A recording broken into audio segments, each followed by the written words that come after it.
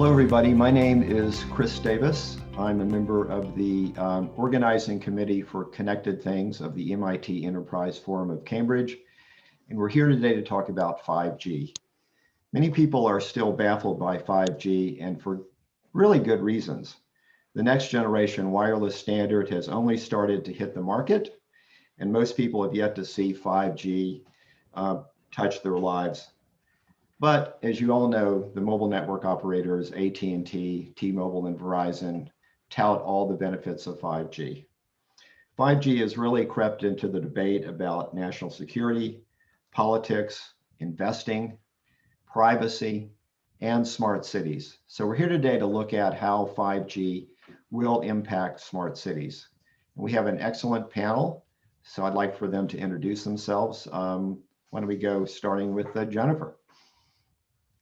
Hi, thank you so much for having me. I'm looking forward to the discussion. My name is Jennifer Sanders. I'm the Executive Director of the Dallas Innovation Alliance, and we're a freestanding 501c3 public-private partnership structure that supports the city of Dallas in developing their smart city strategy and testing new solutions.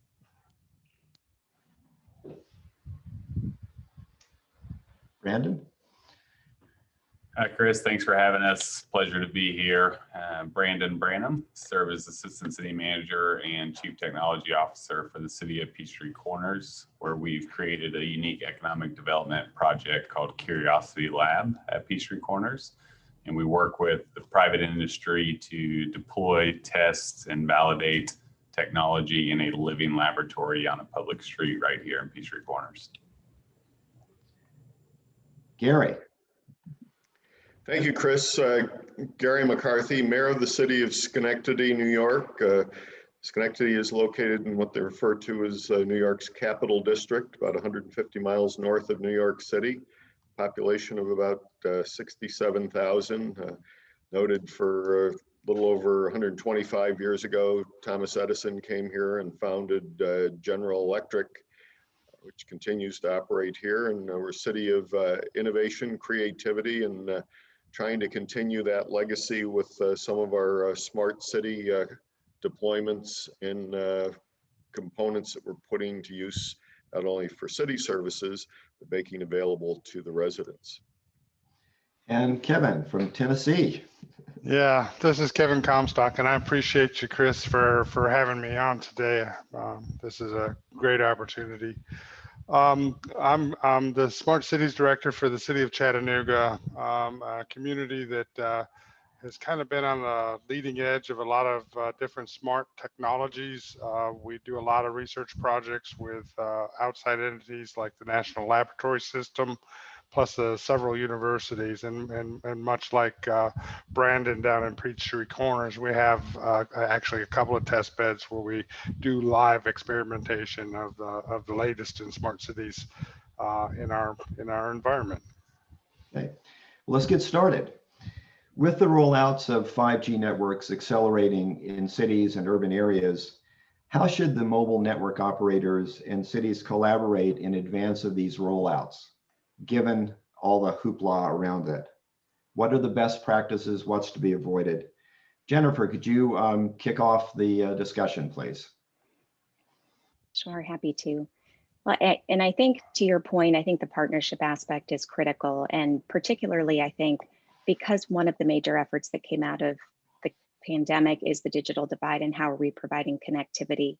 I think the partnership on deploying next generation solutions with really looking at how are those networks serving residents at the household level, whether that's schools, whether that's individual homeowners, needs to be a part of the discussion, because I think that's extraordinarily compelling to cities and school districts at this point.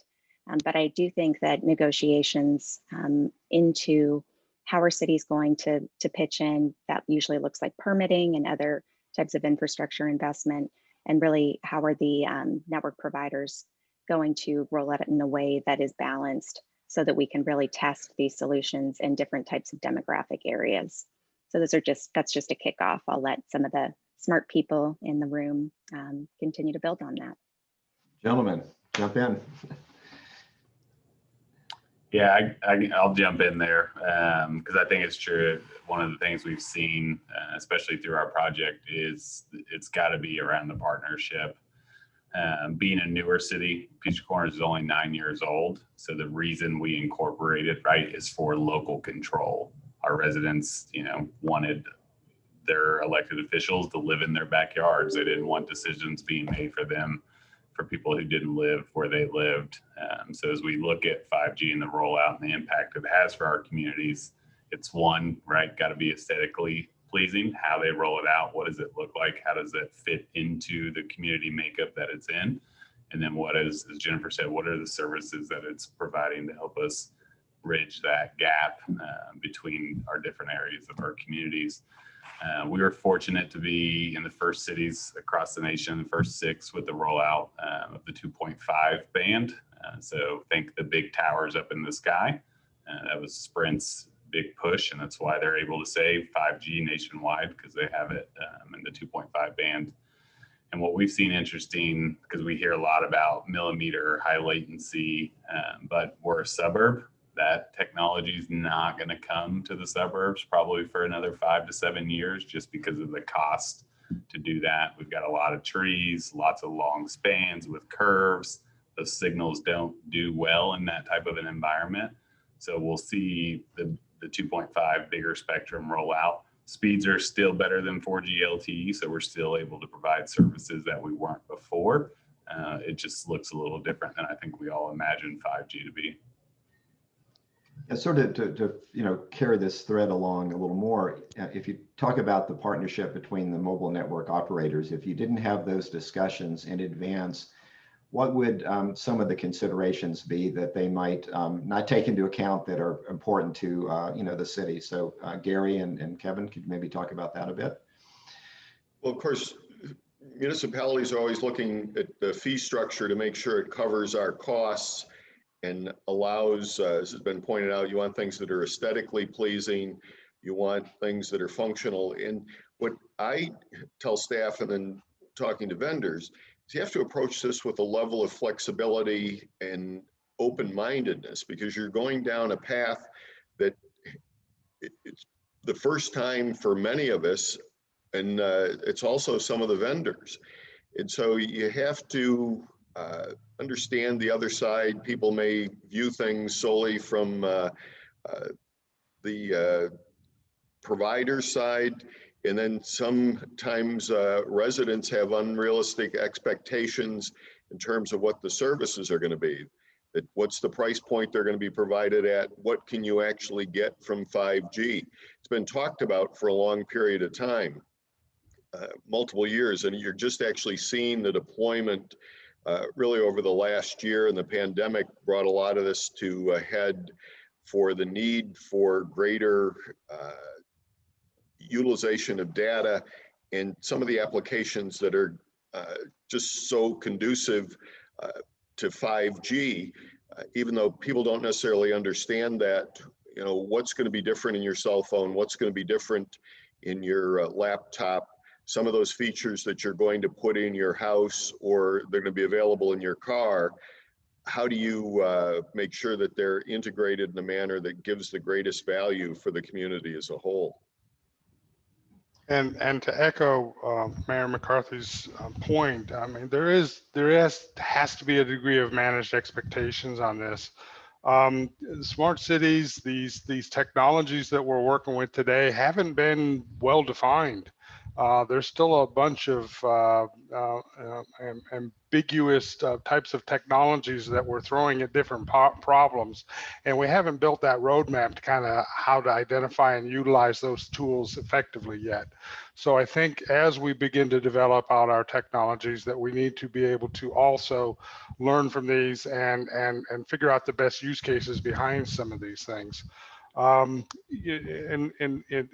the end of the day, everything that works in Chattanooga needs to work everywhere else in the community, as well as the state. Everything that's around the state and everywhere else needs to be able to work here in Chattanooga, just like our cell phones do today. So those are the key issues that I can see moving forward from here. Yeah.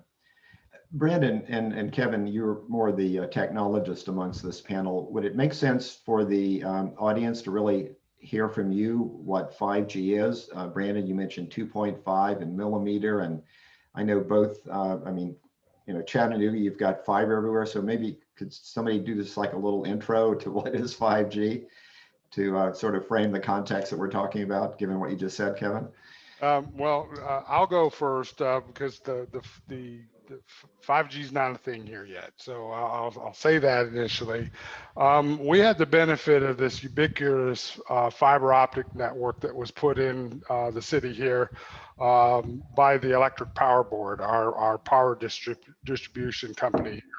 It's an authority of the city, and several years ago they went in and did a feasibility study, looked at power outages, and built this ubiquitous network to help support what's called the smart grid, a bunch of teleruptors and other technologies that help manage the power flow and help keep as many places live and active during the event outages.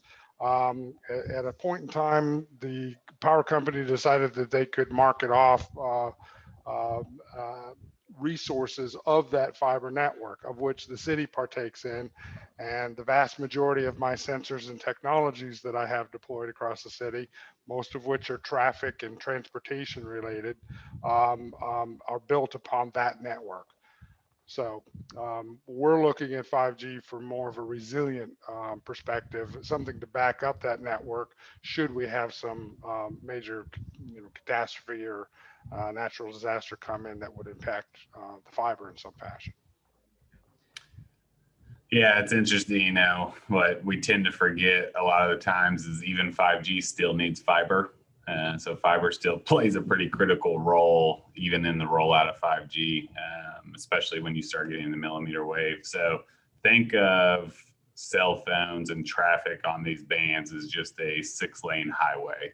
And each lane has a specific band for it and how much traffic can flow in each of those lanes. And so you can break down 5G to layman's terms when you think about it that way. When you get into millimeter wave, which is on a 600 megahertz, that can flow a lot of cars really fast. So 4G LTE, say we're streaming one video, 2.5, we're streaming 100 in the same amount of time. 600 meg, we're streaming 1,000 videos in the same amount of time. And so it's just the amount of traffic you can get through that band at the same time, and which, you know, depending on what your application is, will determine what level of 5G that you need. A lot of this can be ran over the 2.5 band, which we're finding out. We will be installing millimeter wave here in the fall through our partnership with T-Mobile, so that we'll be able to test one handoff. If we know that millimeter is going to be more urban dense areas, what happens when that person comes out to the suburbs? They've got to be able to transition and still receive the data effectively as they do that. If I could add a couple of quick things. So I think the point, well, and first of all, Texas learned the hard way in February, the resiliency story about how that can be deployed effectively. But I think the point that fiber endpoints are necessary for 5G is something that was not immediately understood by the public sector specifically. And so and a lot of public sector use cases are not ready yet to run on 5G. And so if we're looking at the fiber network putting in, how can the private sector help support the city understanding, here's how you can use this base level infrastructure today, and here's how we're supporting you in the rollout and the building blocks as your systems are ready to run on an advanced system, advanced spectrum, and whatever that looks like. So I do think working with cities where they are and making sure that they, particularly elected officials in most cases, I think really have that expectation and enough education to be dangerous to really know this is where we're at. Please, you don't have the expectation that we're going to flip a switch and have all of these applications on the road. So anyway, that phased approach, and I think multi-use of that fiber today is going to be a critical component in the planning. Gary, do you have anything to add? I think Jennifer hit it right on the head. Is how do you deal with those things? It's expectations, it's managing outcome, and I thought she did a very good summary of how you should approach it and where we stand. Okay. You know, we tend to focus on the technology in conversations like this, and I'd like to maybe move a little bit one way or the other and talk about the business model. So we started off the conversation with talking about partnerships with the network mobile operators and collaboration. So what are some of the business models that you see fostering the deployment of 5G and the enablement of a lot of the applications that 5G can actually perform better than the existing wireless infrastructures that are out there?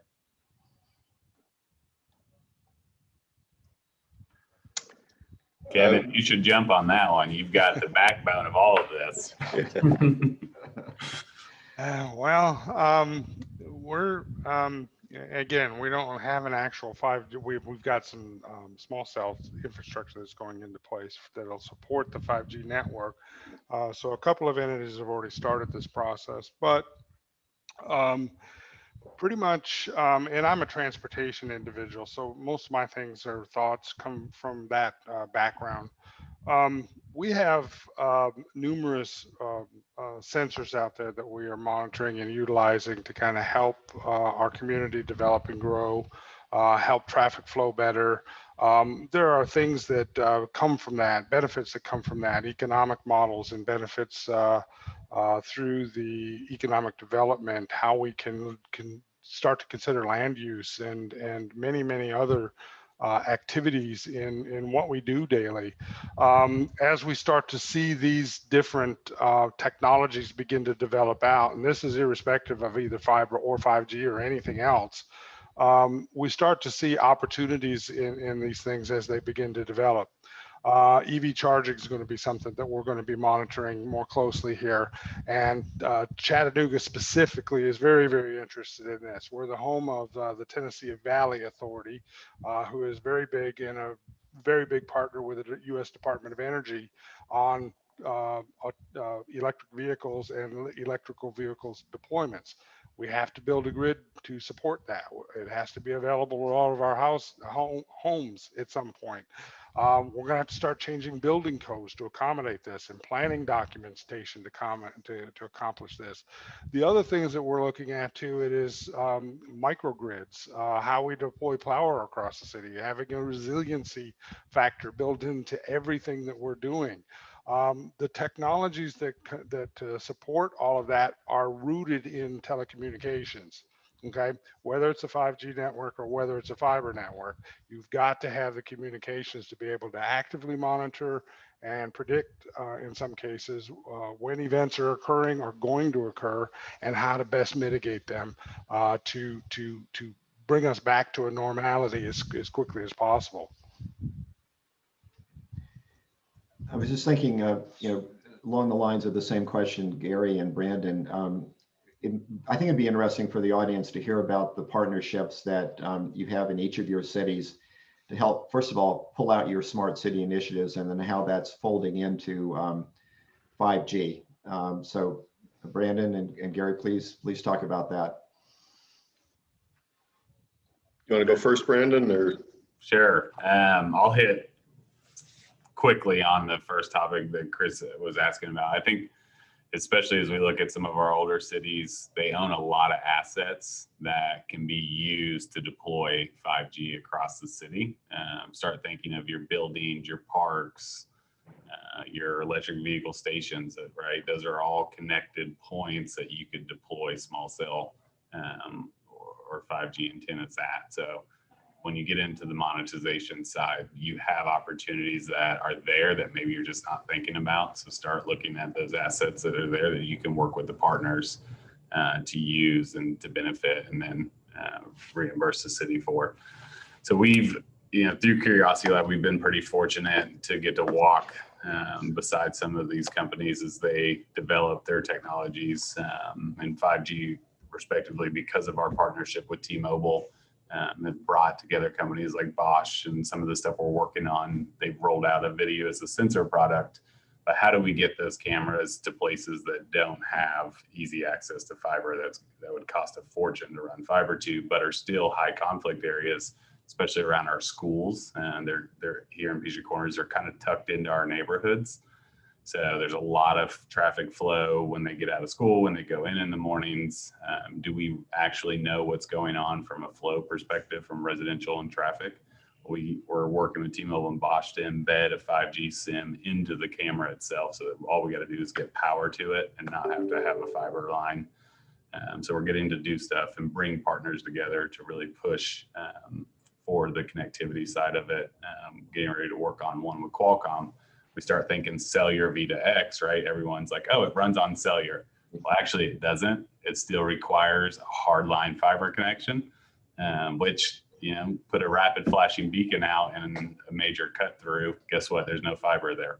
So how do you get that device and that rapid flashing beacon, which is a pedestrian crossing, connected so that it's talking to the connected vehicles? So we're working with Qualcomm to embed the chip into the RSU, the roadside unit, so that we can start bringing this connectivity and taking advantage of the 5G latency across the city, where it's just cost prohibitive for cities to run fiber. Schenectady has had a partnership with National Grid. It's our utility provider in doing our smart city deployment. It's done under Governor Cuomo's Reinventing the Energy Vision. It's called a REV demonstration project. So we've come in with Grid and are replacing all our street lights, primarily the Cobra heads initially, then our decorative ones, with LED lights. It's a no-brainer, but simultaneously creating a mesh network for the lights to monitor their utilization, but trying to minimize the time when you're going up on the pole. So when they're going up to replace the street light, we're also looking to put in and are putting in some of the smart city technology. So we're putting in optical sensors, we're putting in the Wi-Fi access points, in other emerging sensors. We have some, the practical, we talk about the business model. Example, one of our main streets in the city has about 30,000 vehicles a day travel on it. Before we didn't have the breakdown, now we can do it by lane and by intersection and turning. That we have 3,000 vehicles a day that come from a north to south direction more than go south to north. We don't have the grid, they're able to monitor it throughout the city, but that traffic pattern, the one side of the road is going to wear faster than the other side. We would have gone back and looked and said, was there a flaw in the design? Was there something in the installation that was wrong without having this data? Now we know that that side is going to wear more just by virtue of the traffic, and do we schedule maintenance on it? And when you have this type of information, can you incorporate it in design features for whether it's roads or other ancillary infrastructure that would get greater utilization where you didn't have the full background on it?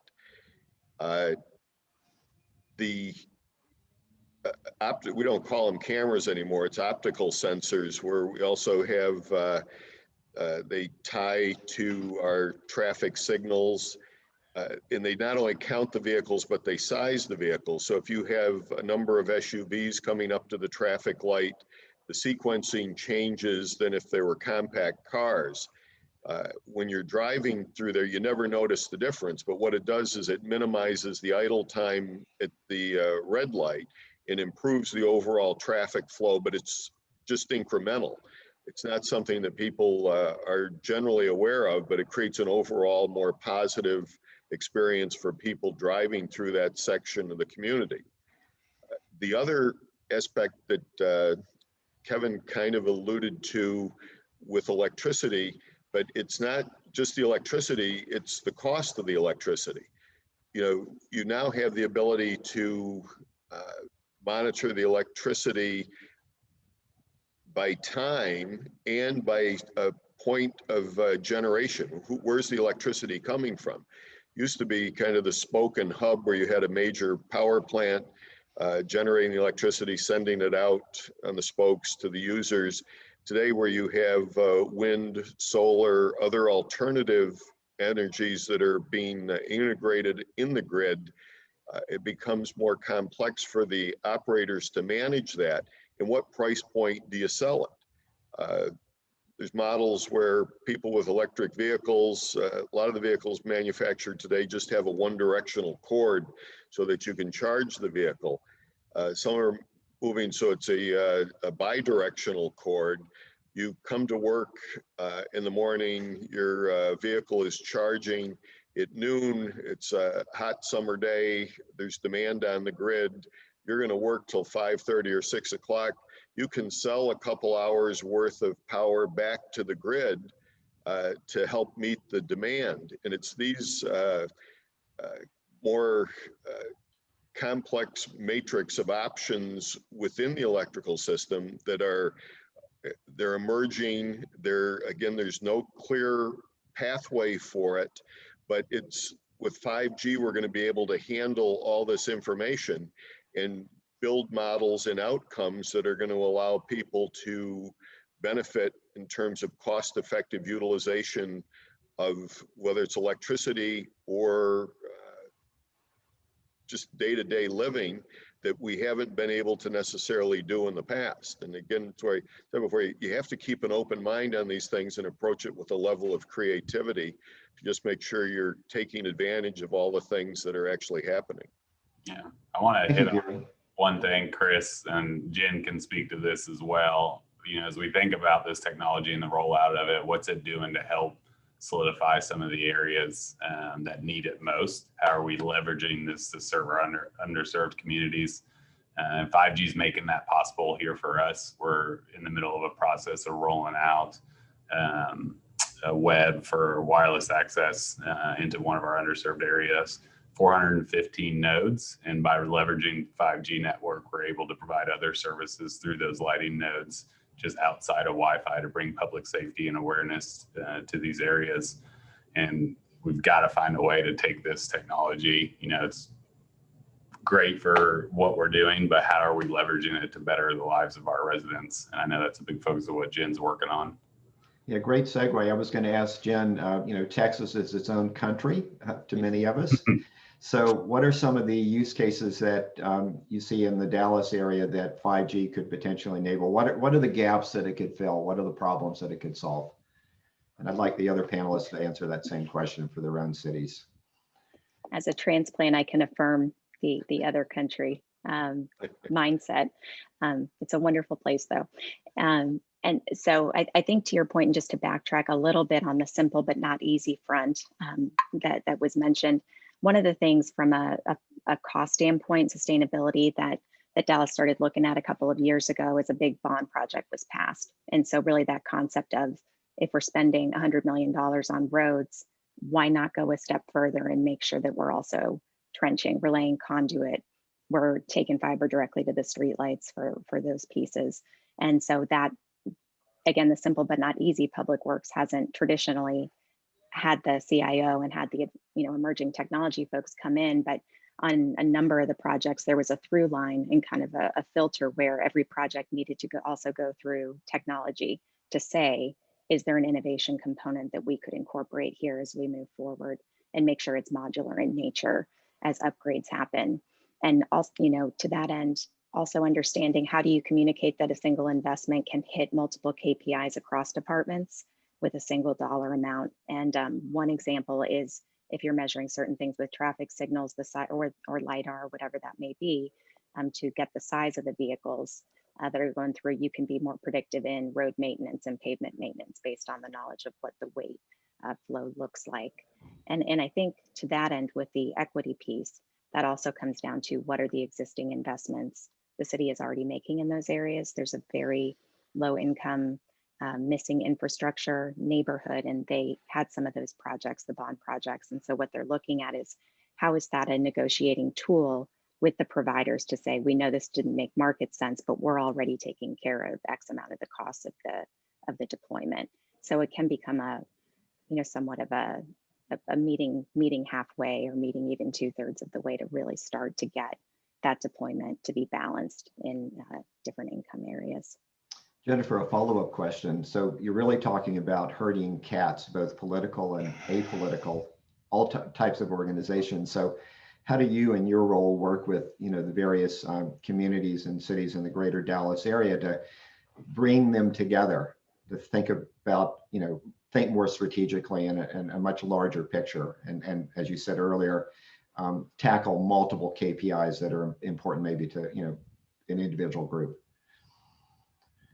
No, that's great, and that's where the structure of the organization that I run, I think, has been proven out to a point, is because we're neutral. This is all I focus on. Can kind of see the forest from the trees. Getting people to the table that may not normally speak, and that's both in internal and external, has really allowed for alignment and really identifying the problems first. I think we've all experienced or seen the shiny object syndrome, for example. And you get something pushed down that's either not possible at this point or just doesn't make sense. It's not solving a problem that is actually prioritized, which is when resident backlash can happen too. You didn't fill my pothole, but you did this shiny thing over here. And so, a lot of it is really an understanding of what is the goal outcome and the ROI for each type of entity, and how can we honor that reality and find that common ground. So, for me, I think pulling everyone together in a way where I'm not getting rich off of this job. I don't have skin in the game. And so, the ability to bring folks together, again, identify the problem first, and then really assist in the bandwidth, pardon the pun, from a time and energy perspective, to be laser focused on how does this get woven in to everything that we're doing across roles. Does that moderately answer the question? Please. It is complicated. Oh yeah. Yeah. It's like your family and in-laws, right? A little bit. I may use that at our next board meeting. See what they think. Okay. Gentlemen, please follow up to Jen. One of the key points, and Brandon brought this up or touched on it kind of briefly a second ago, is one of the 5G deployments is versus DSRC and the whole connected vehicle dance we're doing out there today. DSRC is something that's been promoted by the federal government, and as a technology has been around for just about 20 years, but they haven't ever defined fully what that's going to look like. 5G was supposed to be, or is going to be, probably the leading technology to allow connected vehicles to begin to happen in our environment. We recognize that fully here in Chattanooga, despite the fact that we have the fiber network, that we're going to need to have 5G to kind of help support this autonomous vehicle and connected vehicle technologies as they continue to move forward. We're supposed to start seeing these things in the next few years, as many of the manufacturers are starting to deploy more and more of these types of technologies on their vehicles. We're being challenged by DOT and Department of Energy to implement more of those types of technologies here in the streets. And DSRC is really the active and most prolific ability to kind of be able to manage those types of applications that we have out there. It's going to have the speed and the bandwidth to be able to accomplish this. And there's a tremendous level of data that's going to be shared by each individual. I mean, some of the discussions now are gigabits worth of data per day per vehicle. Not all of which gets utilized at some level at the city, but is going to be used to help make decisions on how that traffic and other infrastructure operates within the city. So I think that's one of the major pieces to the puzzle of things. So one thing that we haven't talked about yet is standards, particularly cross-jurisdictional. And so when we think about the transportation public safety, which to me are the two most intuitive, cross-jurisdiction use cases, are we on the front end really looking at interoperability to get the full benefit here, which adds a whole nother layer of complexity, but certainly adds a lot of complications down the road. So, from our perspective, that's something that we're also looking at. I often joke about locking all the lawyers in a room, right? And seeing, can we get 70% of the way there, and in a kind way, but if they're they're empowered to take that kind of time, you know, and say, we're going to singularly focus on this. And again, if we can get ILAs, you know, to a major percentage of we're all comfortable with this, you know, then we can have those discussions in a more meaningful, impactful way. But just wanted to bring up the standards piece. Okay. Brandon? Yeah, I mean, partners, right, go from everything from our elected body to our constituents to our neighbors, and how all this fit together. We would not be able to do what we do here at Curiosity Lab without the support, one, of our elected body, and then mainly of our residents. Because in the end, it is their tax dollars that fund all of this and keep all of our projects going. So making sure that we bring the value of what we do here and what we learn in the process back to their everyday life. Is it making, you know, their quality of life better? And is it providing a need that wasn't there before for some of this? But we could probably have a whole conversation on standards. That's a whole wormhole that we could go in, especially as we see the divide, as Kevin mentioned, DSRC, you know, and FCC releasing the ban to cellular V2X, which way we finally got some jurisdictions to buy into DSRC. They started deploying them. Florida hit every single highway with DSRC units, and then FCC says, no more, go see V2X. What do you do with that? How do you replace those costs? And then we have a corridor that runs from downtown Atlanta all the way up 25 miles away, and through our city, carries 60,000 cars a day. Well, how are we communicating all of these devices on that corridor, managing that together, because it's affecting all 9 of our cities that they traverse through? How do we share that and make sure that standard's open? We work really close with our partners when they bring on new products. I was just on the phone this morning with a company in Israel who's developing a new sensor, and I was like, how are you building your API so that it's going to integrate into the dashboard that the city already has, or integrate into another set of data sets, so that all of this can talk together? Because we've long been in the point where we've got a lot of silos, and bringing all of this together is where we have to go in order for all of this to work. I think we have time for maybe 2 more questions. So I'd like to explore the topic of 5G and how it might impact innovation in your city, and the building out of an innovation ecosystem. And then what are the potential economic benefits that 5G over the next coming years might be able to bring? Gary? One of the areas I don't think we've touched on is medical applications. A lot of data, the telemedicine has been something that's kicked around kind of at a lower profile. The pandemic has brought that out, where it's now more of a normalized day-to-day way to treat patients and provide services. We have shifted our delivery of medical services. Simple model. For our fire department, they're required to maintain their paramedic certification for the duration of their career. So every piece of fire apparatus, we run what's called ALS, Advanced Life Support, and provide high-level care. But the model is, you get the 911 call, you go to the house, the incident, put the person in the ambulance and send them to the emergency room. Most people don't need the full suite of services that are in the emergency room. You see things where the emergency rooms get backed up today for they're ending up being the primary care provider for some people. And what we're doing is having the paramedics spend more time on scene to do a greater in-depth evaluation. We can set up and put the patient in touch with a certified emergency room physician, do the evaluation, diagnostic evaluation, and then guide the patient to whatever the best level of care is. sending them to an urgent care center, getting them scheduled even with their physician later the day, or if they may have to go to the emergency room on a scheduled appointment as opposed to going in randomly.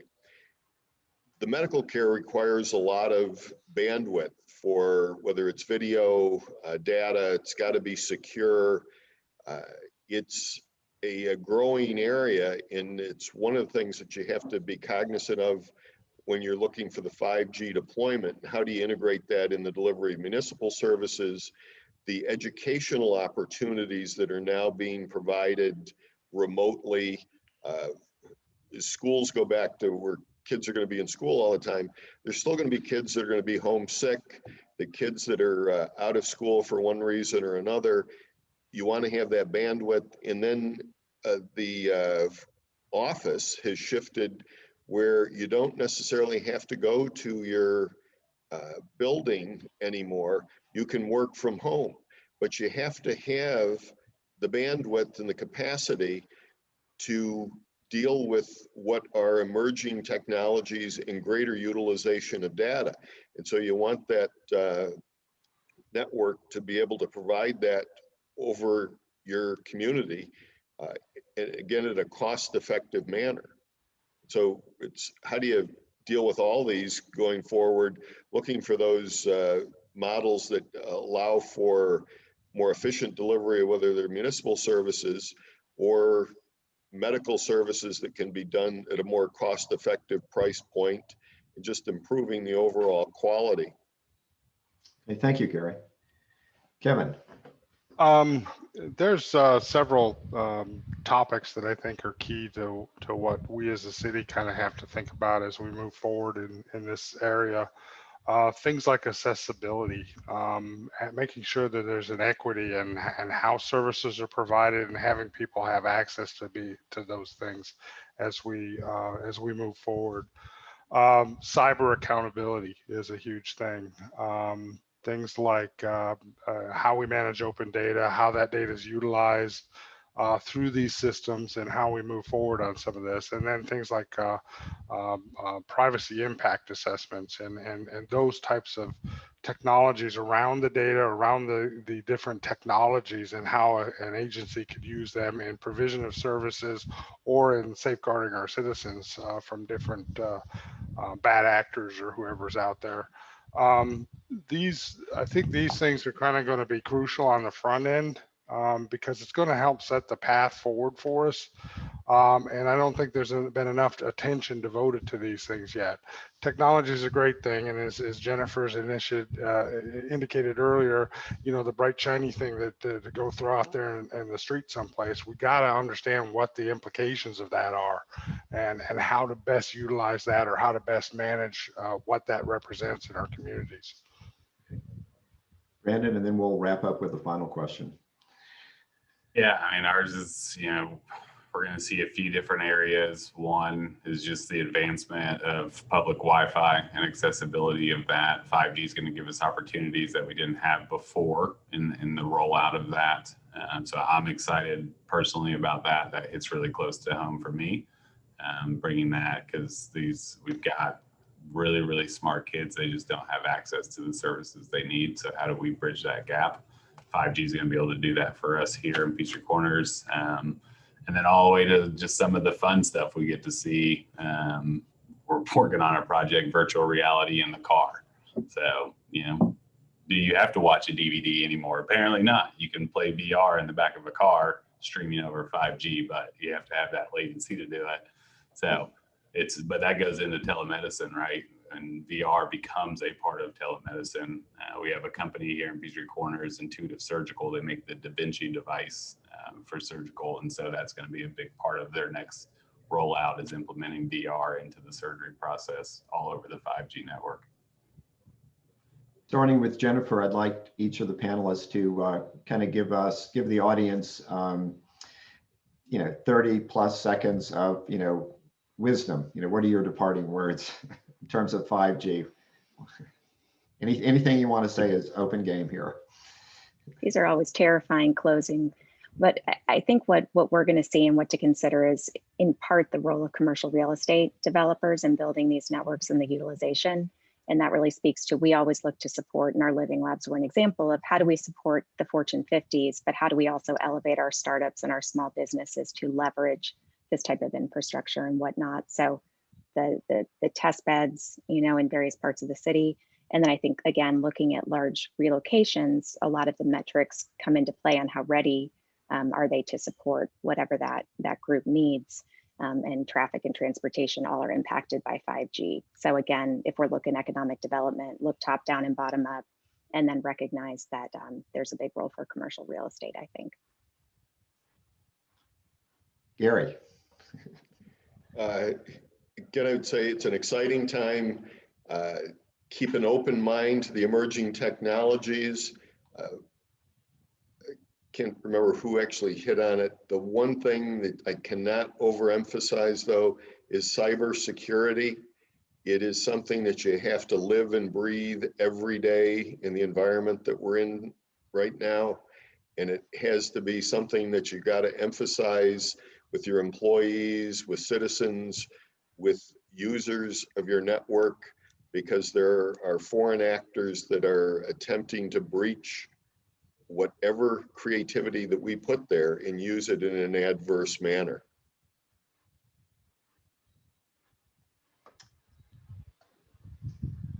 Yeah, I would say, like I always say, is reach out to the partners, to the MNOs.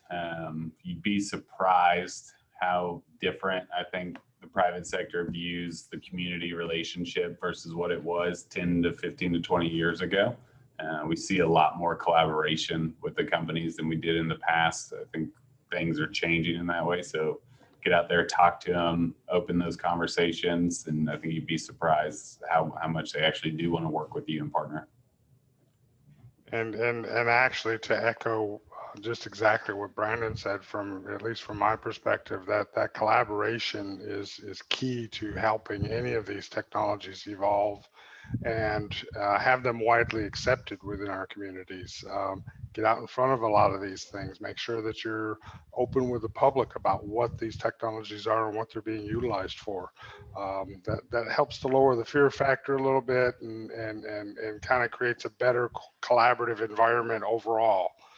Your citizens can actually become part of that process at some point. Panel, thank you very much for having a really great conversation about 5G and smart cities. We thank you for your time. We thank you for your contributions, and we look forward to having this broadcast in the coming days. And I'd also like to thank Vanessa Fox, my partner in crime. She's really the brains behind getting all this organized and recording the session. So tip of the hat to her, and look forward to seeing you guys out in the smart city space. It's a wonderful area to work in. So again, thank you very much. Thank you. Everyone stay you. safe. Enjoy your day. Okay. Take Thanks, care. Chris. Thanks, Bye, Vanessa. guys. Take care.